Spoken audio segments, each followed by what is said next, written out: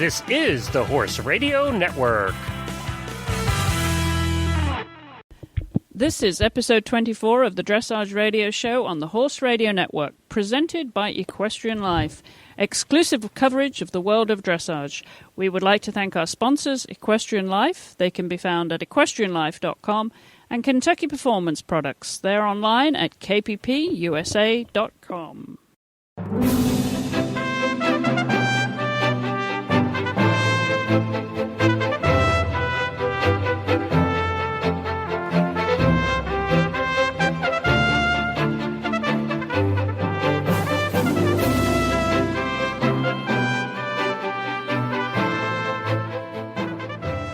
This is Chris Stafford in Lexington, Kentucky. And I'm Lisa Wilcox. You're listening to the Dressage Radio Show presented by Equestrian Life. Well, hi, Lisa. How are you this week? Great, Chris. How are you doing? I'm doing great, too. We've had some wonderful fall weather up here in Kentucky, and I know you're just getting to the best time of the year in Florida, right? Things are starting to cool down. We like that.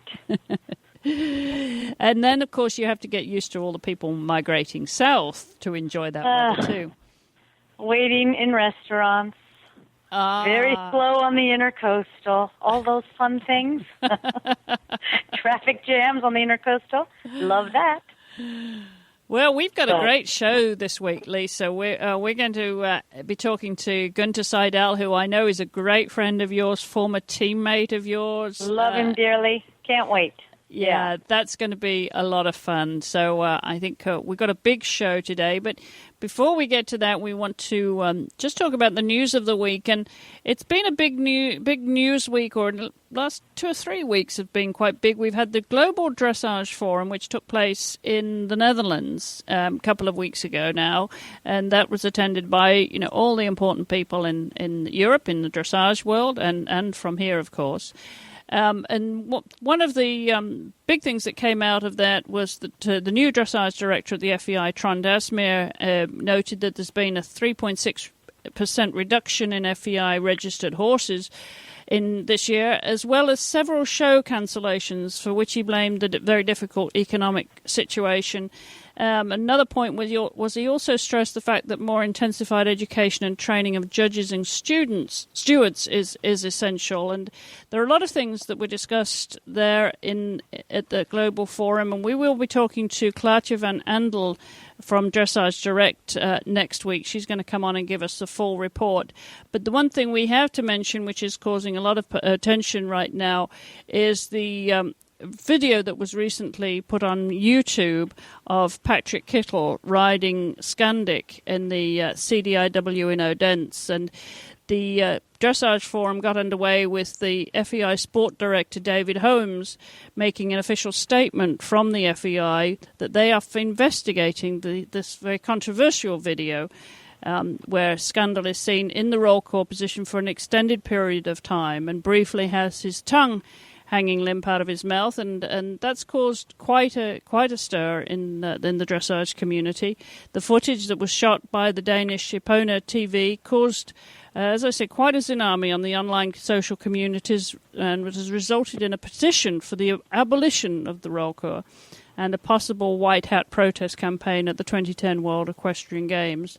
So we will be following that story, and we also noted that Mr. Holmes pointed out 2 important issues troubling the FEI. Firstly, the organisation of championships has to become more attractive, and he is quoted as saying the FEI is asking too much money from organising committees to host a championship, and that the FEI has to improve the attractiveness to the media, feeling that television is a very necessary component of a competition to attract sponsorship. And he also mentioned that the FEI Doping and Medication Committee, the same way that they are publishing 3 new lists distinguishing doping from medication.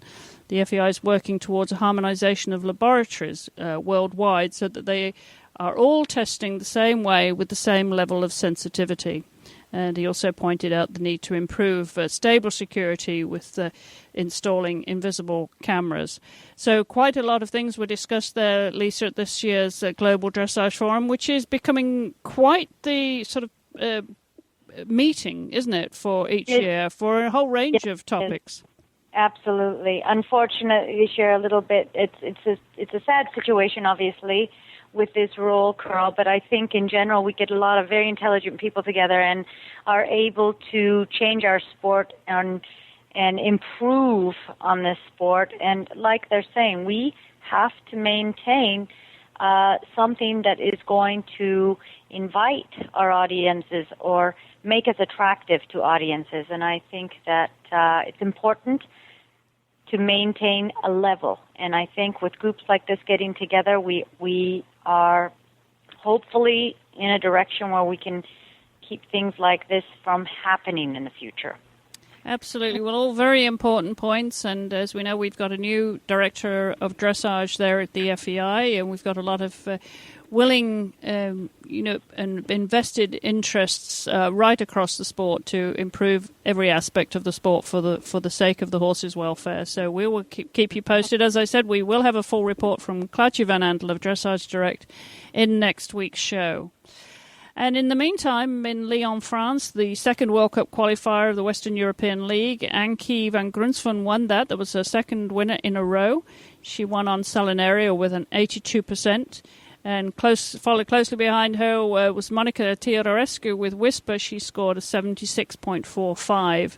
And she was followed by Denmark's Nathalie Suzanne Wittgenstein with Rigoletto on 75.5. Unfortunately, Edward Gall's show ended very abruptly in the Grand Prix when Sister de Jeu, who's a very impressive mare, following on in Totilus's tracks, and he really did impress with that mare in Odense a couple of weeks before. She unfortunately bit her lip and had to be withdrawn when it started bleeding. So again, the welfare of the horse was paramount, so Edward decided to take her home and save her for another day.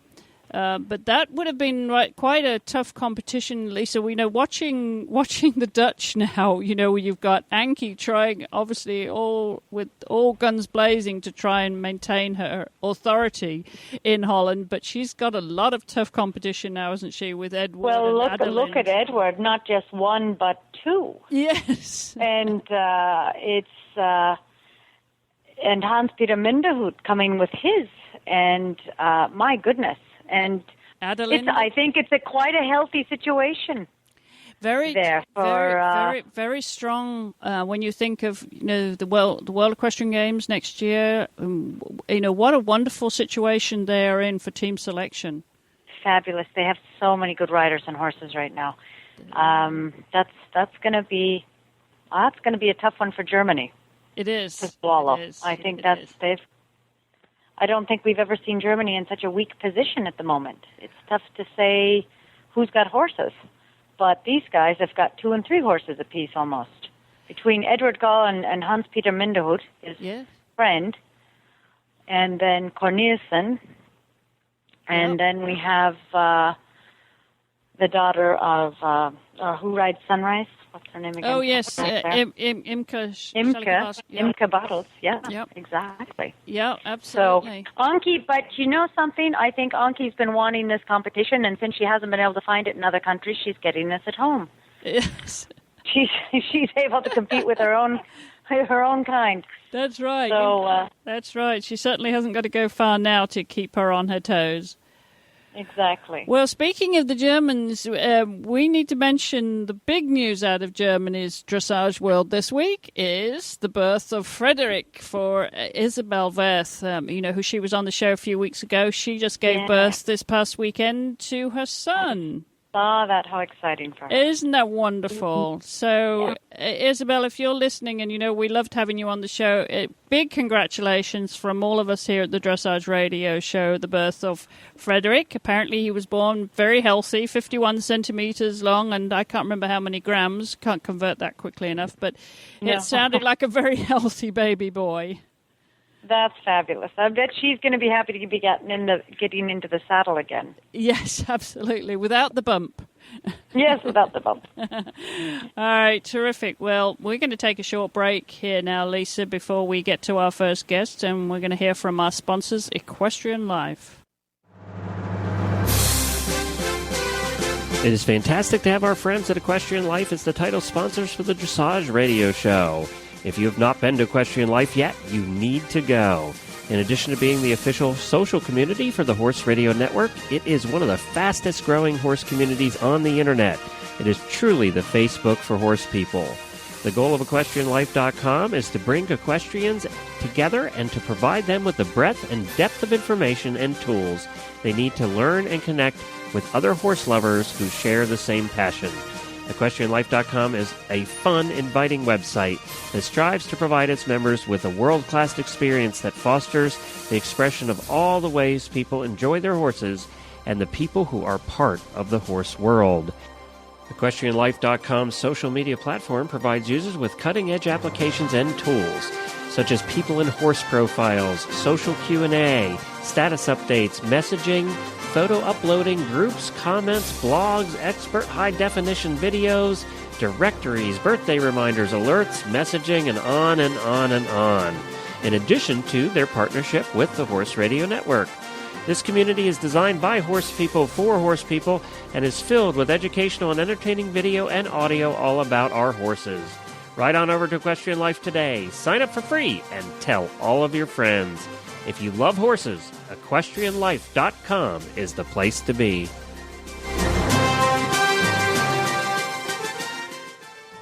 Well, thanks again to our sponsors, Equestrian Life. Don't forget to visit them at equestrianlife.com. They are the official social network of the Horse Radio Network.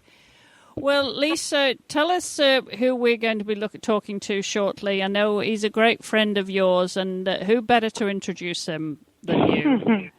Yes, my dear friend Guenter Seidel. What would I have done without him? I love that guy, and he and I have been at the World Equestrians together, at the Olympics together, and just a calm, wonderful person to be around when you're out there biting your fingernails, worried about your competition, and he and I have had a great time competing together. So I'm looking forward to hearing what he's got. I can't wait for him to tell us about his horses, because I've heard he has quite a nice jazz gelding coming up that has already been quite good in the Inter 2 ring, so he should be coming up shortly Grand Prix. That would be a lovely horse, sounds like, to have on the team. If you can get him secure enough, obviously, in the arena. It's a good shot, but it's a short shot if you think about it. In September with these horses, they tend to, it depends on the development in the arena, but it'll be fun to hear what he has to tell us. So, welcome, Guenter Seidel. Well, Guenter, thanks for joining us on the Dressage Radio Show. It's good to have you here, your first time on the show. Yeah, you're welcome. Thanks for having me, Chris.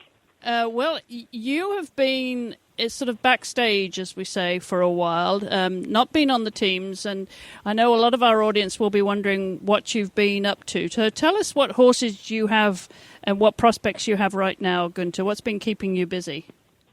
Well, I had a few young horses, and I had some bad luck before a few years ago with several horses, like everyone does once in a while, and so I had to wait a few years to bring the young horses up again, and right now I have a 8-year-old. His name is U2. He is a Dutch horse by Jazz, a big chestnut, and he is getting ready, hopefully, to do the Grand Prix by the end of this year. We have another show in December, a small show. I will start him in his first Grand Prix, most likely, and hopefully, if he plays with everything and does not get stressed out, I will show him in the Grand Prix next year. And I have another big chestnut Dutch horse. He's 9 years old, but he's a little behind. He's doing Prix St. George I1 also with quite good potential for Grand Prix. But he will stay in the small tour this coming year. He was sick last year. He had a bout of hepatitis, and that laid him up for 6 months. And then I have another 7-year-old who is coming up to Prix St. George, a German horse I found in Bavaria. And I'm very excited about him. He seems very talented. And that's pretty much the 3 I'm riding and campaigning right now for the shows. So have you been concentrating in California then, where you're based, Guenter? You haven't been traveling any further east with these horses? Correct. Yeah, it's not, at this point, it's not worthwhile spending a lot of money traveling. They need to just get going in the show rings here and do local shows and smaller shows. Once I start competing bigger and the Grand Prix is in sight again, then you have to venture out and go to bigger shows and introduce them to bigger shows. But the developing horse, you had YouTube up in Kentucky, didn't you? Yeah, that was to win the developing horse. I know that's small tour, but correct. He did that as a 7-year-old. Yes, he won that, and he was quite good with that. It was a spooky show. I don't know if you remember. It was very windy there and difficult circumstances, but he did quite well there. So, and we have some shows where it's a little bit the feel of a bigger atmosphere in the bigger ring. So, and I've done just a big exhibition at a big polo game here in San Diego, and he handled that quite well. So, in that aspect, he has been around a little bit. Yeah. Yeah. And tell us a little bit about your situation there in California, in San Diego, Guenter, just for the sake of painting a picture for our audience here of what your training facility is like and in your clients. And do you have students that board with you or people that come in each day? I'm at a big facility. It's called Albert Court Limited, and it is in the middle of Rancho Santa Fe. It's a very beautiful horse area. And it's quite a big facility with about 50 stalls. And there's Christine Traurig as another dressage trainer in the same facility, and then a jumper trainer, and the owner rides also jumpers. And it's we have a big grass field, big jumping field, and nice trails around. So it's very, very comfortable and nice for the horses. And we have maybe a total of 20, between Christina and myself, maybe 20 to 25 dressage horses there, but that's it. I basically just ride my competition horses and then maybe do 2 or 3 lessons in addition a day. But that's usually trailer in lessons, other trainers from the area who trailer in once or twice a week. Someone like Elizabeth Ball and Sandy Burns. And I have one student who's actually stabled at Albert Court with myself. But that's pretty much it. So I don't teach that much. Even though I enjoy it, I don't teach that much. And you are involved with this USEF's Developing Dressage Training Clinics tour with Stefan Peters and Debbie McDonald. Tell us about that, because aren't you getting ready to present one of those clinics in Florida in December, Guenter?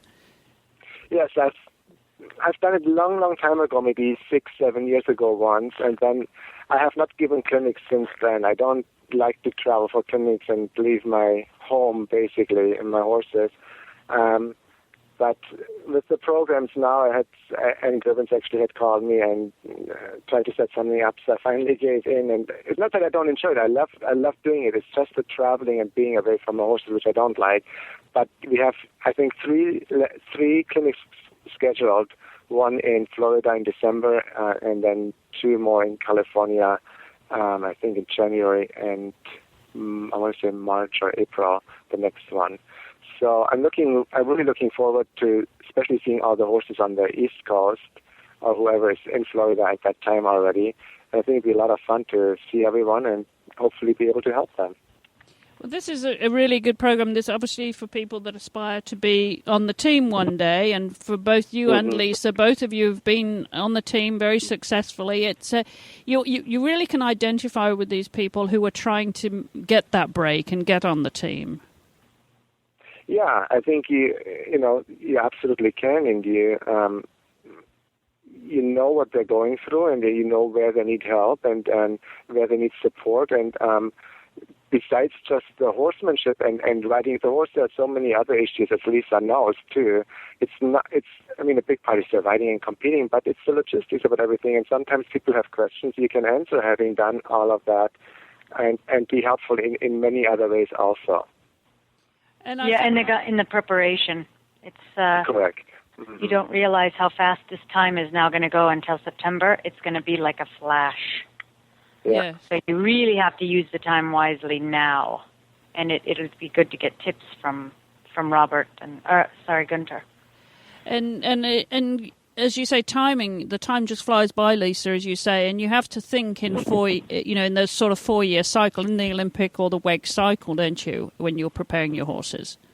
No question whatsoever. And you want to kind of keep from getting in a hurry, but you also want to realize that in such a critical time as is, for instance, these horses that are just getting into the Grand Prix, as Guenter has one, I also have one that has gone I2 and not yet his first Grand Prix, and have a little bit the similar plan that Guenter does. But you have to, timing and planning, there's, just besides the daily training, the qualifiers are going to start up. You've got to start to select the shows you're going to. You've got to select where you're riding your freestyle, which ones are going to be going, where you're going to ride the special. And it's, it just takes knowing your horse and knowing your weaknesses and kind of hopefully building up and being where you need to be when you get to the selection trials.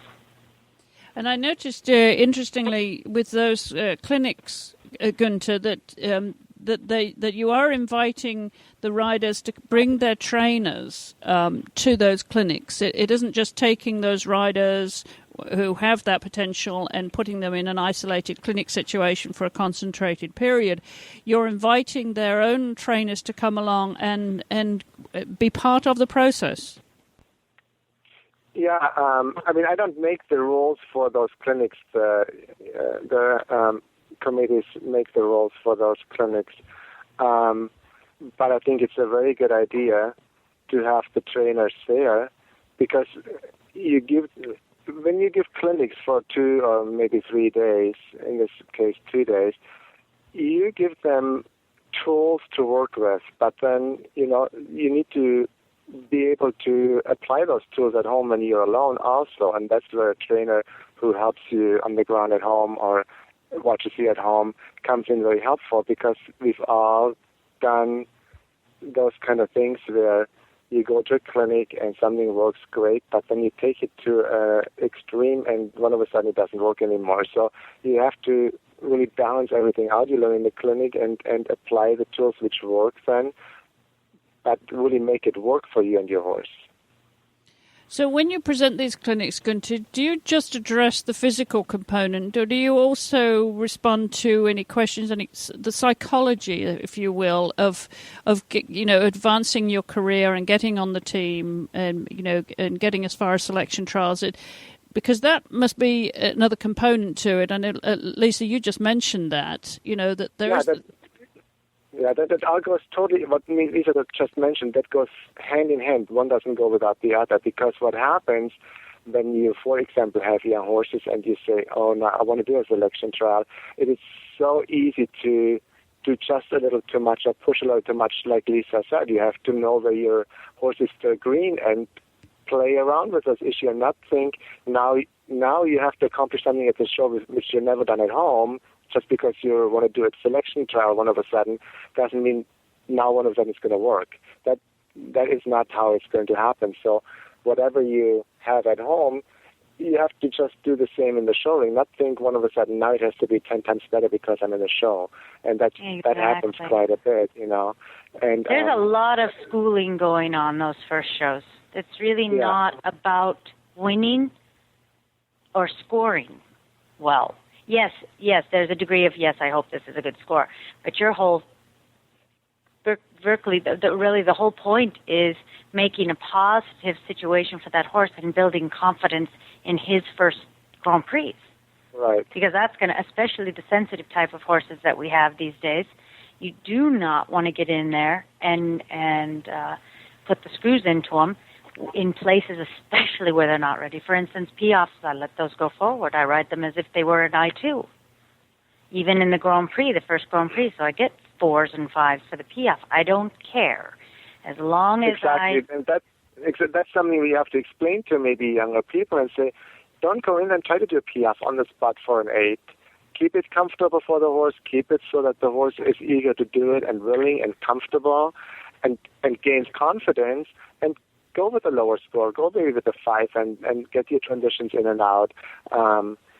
and then build it up over the month. And when your horse gets really comfortable, then you can try a little more. But and I'm not even saying this just happens to young people. It happens to us just as well as to young people. Absolutely. You know, we make the same mistakes as young people, and that's another thing you have to you tell everyone. You know what? Everyone cooks with water. It's the same thing. You know, we all have our problems, and you just need to make sure to realize when you have a problem and know how to fix it. You know? Yeah. So. Do you think there's a cultural thing? This is a question for both of you because obviously, Guenter, you're German, and Lisa, you've spent so much time in Europe. And Lisa, you're German too. And Lisa, you're German too. Do you think this is a cultural thing that so many more competitors here, or especially adult amateurs, they think that the competition arena is where they're going to do their schooling more?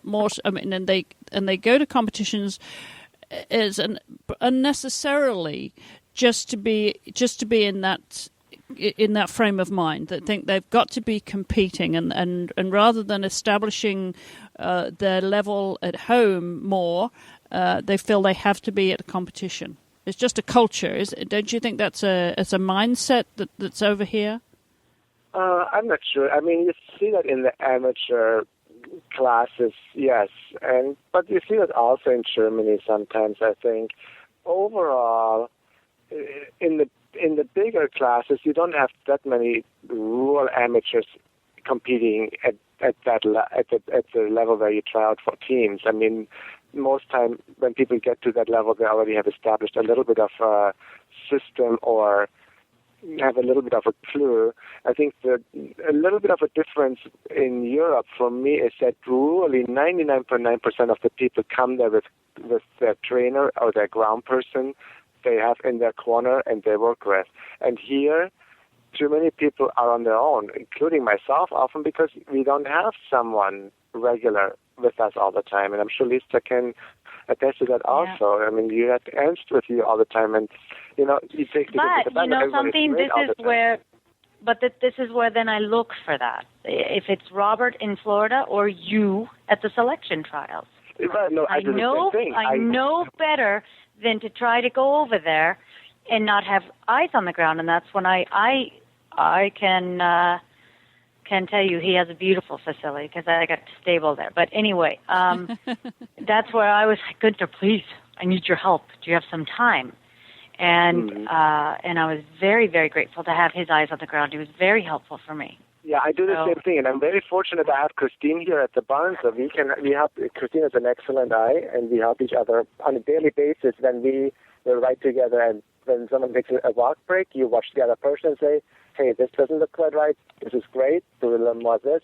And I can't even tell you how incredibly helpful that is. Exactly. So, but it's important to take someone like Lisa that when it comes down to the shows, you have to have someone in your corner. Yeah. So that's very important also. Yeah. Well, terrific. Well, you guys have both been on the same teams together. Between you must have some wonderful memories. Anything? Hence Ken and Barbie. Ken and kidding. The most stunning memory is Lisa showing it at the Athens Olympics. We all were staying at this house with this huge swimming pool, and I think the big thing of the Olympic Games was mostly when Lisa showed up and pranced down the stairs, came in her bikini, and this beautiful, flawless body, and all the guys, because the event people, the trainers, everyone was there. You basically saw everyone's jaw drop. No, she just not true. Around yes, sunning herself, and everyone was just staring at her. Well, you be careful, Guenter, because she might be able to recount some stories that you wouldn't want broadcasting. I'm telling you, they had races, and you talk about an excellent swimmer. Guenter just kicked everybody, and he has that beautiful, talk about beautiful bodies, triangular, wide shoulders, goes down to the small, and there he goes, phew, Mark Spitz across the pool. Nobody could catch up to him. Yes, that's funny. But besides the point, Lisa is a great, great teammate and competitor, by the way. I mean, she's been super, super easy and comfortable to be around with, and reliable competitor. So, it's that makes your whole experience being on a team. It is really a big. It makes a big difference what kind of people you're on a team with. It can either make your experience great or not, basically. And having Lisa can make it awfully tense. Great. Yeah. Mm-hmm. Yeah. So. And it's already stressful enough. I'll never forget Spain, Jerez. And this is the first time I have been on a team, so I'm like, oh, okay, calm down. How do you behave? We noticed that when we had you in the press tent, Lisa. I remember that was actually one of the first times I was interviewing you was in Jerez, and I was so impressed with your ride, and that we can tell from the media side of the fence, we can tell those of you that are handling the situation better than others, and what questions to leave out, because it's not, the moment's not right. Yeah. But I watched Guenter. I was like, okay, I'm just going to watch him. He's at the pool, lounging, reading a book, and I'm like playing with my thumbs. Brrr, I need to go to the barn. No, sit. We're just at the barn. Brrr, I'm looking at Guenter. How can he be so relaxed over there? So I'm like, okay, now what do I do? So I was a nervous wreck, and just watching him made me calm.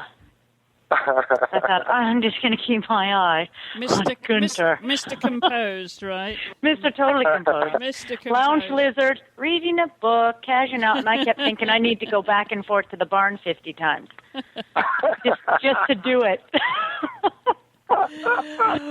Well, I'm sure we could spend a lot of time hearing the stories that you two have shared over the years, and great inspiration to everybody who aspires to get onto the team one day. And I know those clinics are going to be really popular, Guenter, and we wish you the best of luck with that. And I know both of you are going to be aspiring to get back on the team so you can be buddies again. Oh, that would be fun. Yeah. All right. Well, we wish you the best of luck with your young horses, Guenter, bringing them along, and I really appreciate you spending time with us today. Thank you so much. Well, thank you for having me. It's been very nice. Good to talk to you. Well, that was so much fun hearing from Guenter, and like you, bringing on these new horses, hoping that you'll get back on the team, before you get too much older, because I know he's coming up to that sort of golden age in his life too, isn't he? I didn't dare bring that up. Golden age, never. He's coming. We're fighting it tooth and nail, never. But I know he's got a big birthday coming up, isn't he? I think the next.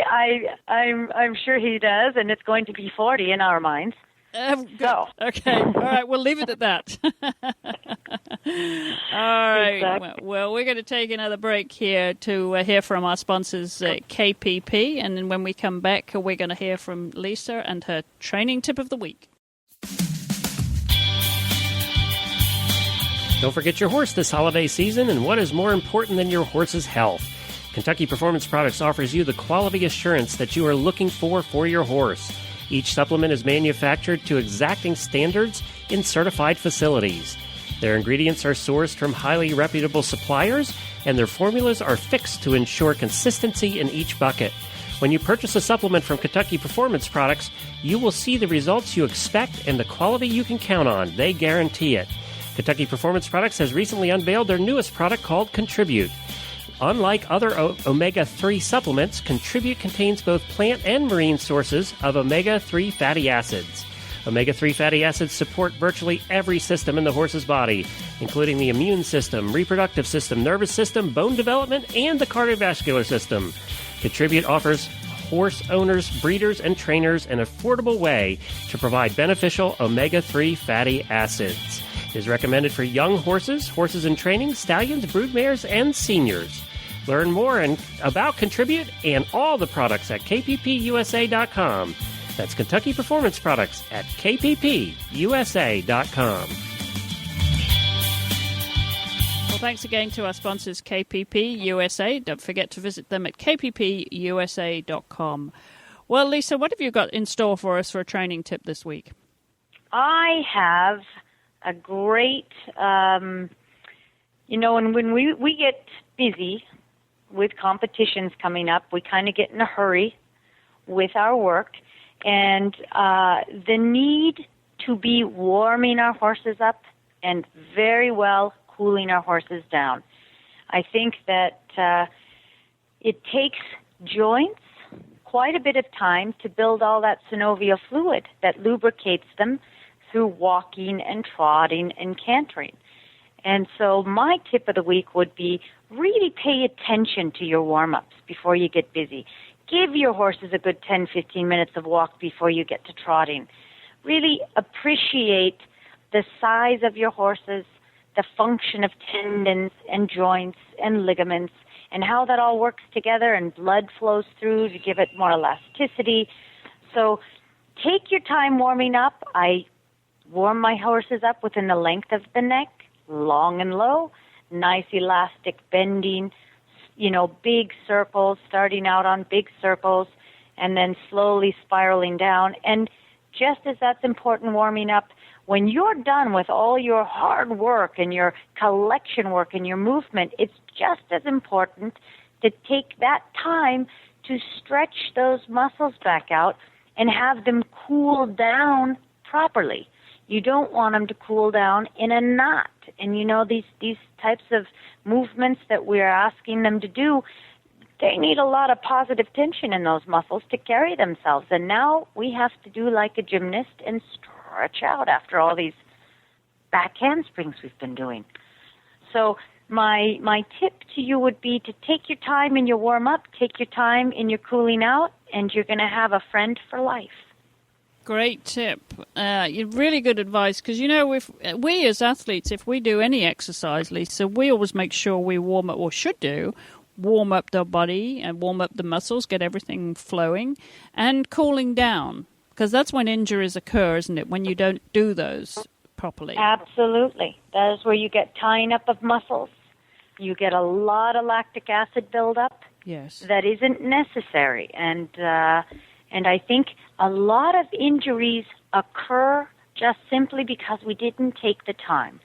Yes. And we forget that we don't keep these horses like they would be in the wild. They'd be roaming around, staying elastic, because they don't really just stand in one place for a day. And so absolutely. We have to take that into consideration and just be considerate of the horse's physiological capacity, and know that it's not really natural what we're doing with them, and that's, for instance, what you see when we put horses in paddocks after pulling them out of a box and putting them in a paddock, and when they take off and stop, those are generally the injuries you see, because everything isn't ready to be that elastic, and the horse is full of himself, and that's when a lot of things can happen. So, just be cautious of the body. And I just kind of think of it like you just said. Pretend it's your body. How would you treat it? Especially as we get older, but we're not going to mention that. No. Oh, gosh, no. Not us. But exactly, I have to consider what Robert always says. Make sure you can touch your toes. Just make sure. I read his little blog, and I'm like in the bathroom trying to touch my toes going, he's got a point. Well, maybe we should cover that rider fitness too one of these days, and the kind of exercises riders can do to, be giving the horse every advantage by stretching themselves and, being in the right place for a horse, and not correct. Not just getting on and thinking, oh, I ache a bit today, but I'm still going to ride and I'm still going to expect my horse to respond to me if I was feeling 100% fit. Correct. And, I have a lot of my riders take a Pilates class. And it's amazing how that woman can manipulate their bodies and show them their weaknesses and teach them how to use their body to strengthen themselves and stay elastic. Yeah. And it's helped their riding, especially those of us that have a horse to ride a day. And then the rest of the day is mostly spent behind a desk or something. Well, that's absolutely true, and a large number of our listeners are in that situation. They have a day job that is maybe not as physical as they'd like it to be, and then they get home, maybe if they're fortunate and it's more hard, of course, in the winter when we change the clocks, as we have just done, and getting out to the barn and riding once or twice a week. They may only get there at weekends, or 2 or 3 times a week. So it's even more important that we keep ourselves in a really good place physically to be able to get the most out of our horses. So true. I think we should cover that on another evening conversation, Lisa, about some exercises that we can do as dressage riders. I agree completely. All right. So if you have any questions on that subject, those of you who are listening tonight that think, that's a good idea, send us your questions or any comments and mentions and suggestions because we'd love to hear from you. And we will address that, Lisa, maybe in a couple of weeks' time or next time you're on.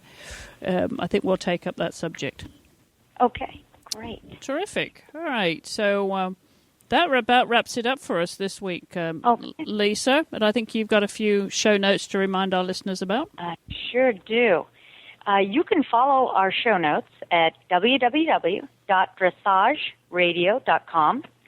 Send us your feedback. We love to hear from you. Leave a voicemail at 270-803-0025 or email us at chris@horseradionetwork.com. The Dressage Radio Show has a fan page on Facebook, and there's a link to the page on our website. And you can follow us on Twitter at Horse Radio and Chris at Chris Stafford. We would like to thank our sponsors, Equestrian Life and Kentucky Performance Products at kppusa.com.